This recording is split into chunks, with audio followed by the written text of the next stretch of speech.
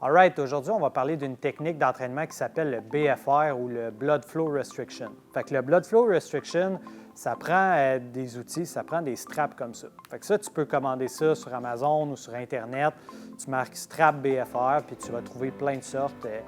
C'est vraiment pas cher. Fait que l'objectif de cette technique-là, c'est de réduire l'apport en sang dans un membre que tu travailles. Fait que mettons qu'on fait des biceps, mettons biceps-triceps, on va mettre les straps juste en dessous de l'épaule pour couper, pour réduire en fait l'apport en sang oxygéné.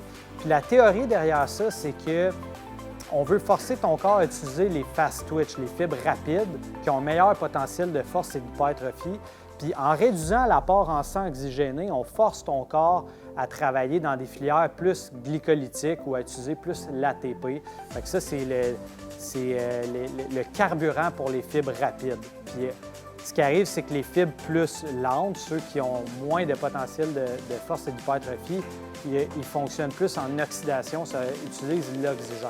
La théorie, c'est que si je coupe l'apport en sang oxygéné, je force mon corps à recruter des fibres qui ont un meilleur potentiel de force et d'hypertrophie. On va regarder comment les installer. Fait que tu prends ces straps-là, puis principalement, on va utiliser ça soit sur les bras, soit sur les jambes, parce que tu peux pas attacher ça autour de ton chest. Là, c'est vraiment autour des bras ou des jambes. Puis, pour bien les installer, il faut les mettre vraiment entre le triceps, puis le biceps, puis l'épaule. Fait que juste en bas de l'épaule. Puis on va serrer ça. C'est assez serré, mais pas trop non plus. Fait que si, par exemple, tu le serres, puis que tu sens déjà que ça commence à engourdir ton bras, c'est trop serré. Il faut juste le serrer.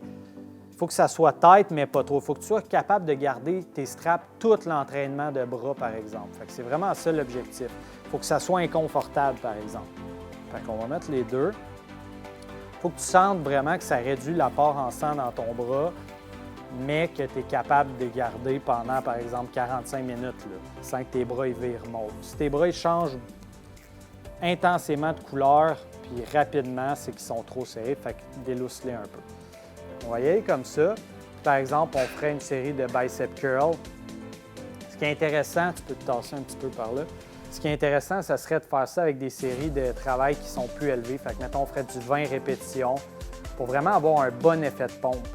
Parce que la strap, en plus de réduire l'apport en sang oxygéné, il va